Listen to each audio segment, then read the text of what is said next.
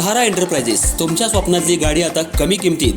इचलकरंजी शहरालगत असलेल्या कबनूर चंदूर रोडवर कोन्नूर पार्कमधल्या सहारा एंटरप्राइजेस इथं पश्चिम महाराष्ट्रातली विविध बँका आणि फायनान्स कंपन्यांनी जप्त केलेल्या जुन्या दुचाकी आणि चारचाकी गाड्यांची विक्री केली जाते.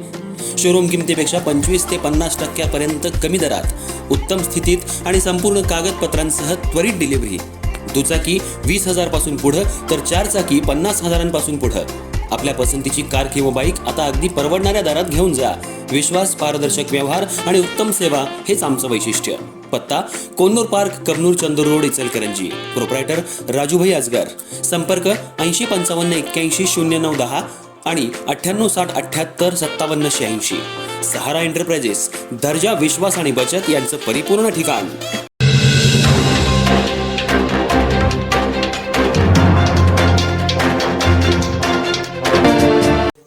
इचलकरंजी महानगरपालिकेची आज पाण्यासाठी विशेष सभा बोलवण्यात आली होती.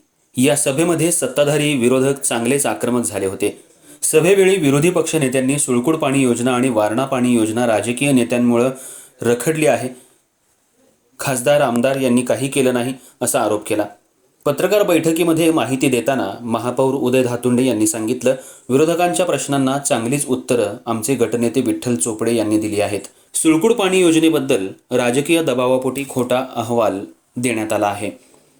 काळूवाडी धरण बांधण्यात आलं त्यावेळी इचलकरंजीसाठी पाणी राखीव ठेवण्यात आलं.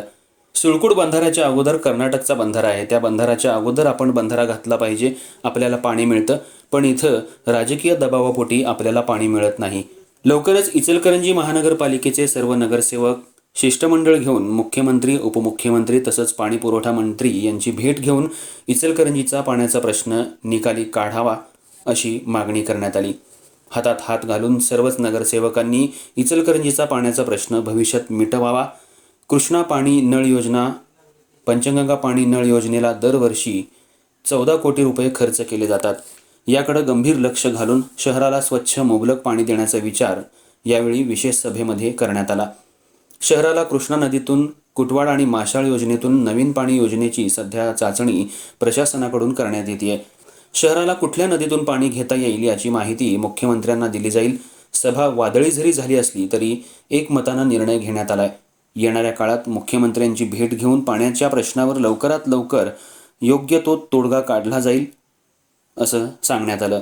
या पत्रकार बैठकीला महापौर, उपमहापौर, नगरसेवक तानाजी पवार, गटनेते विठ्ठल चोपडे उपस्थित होते.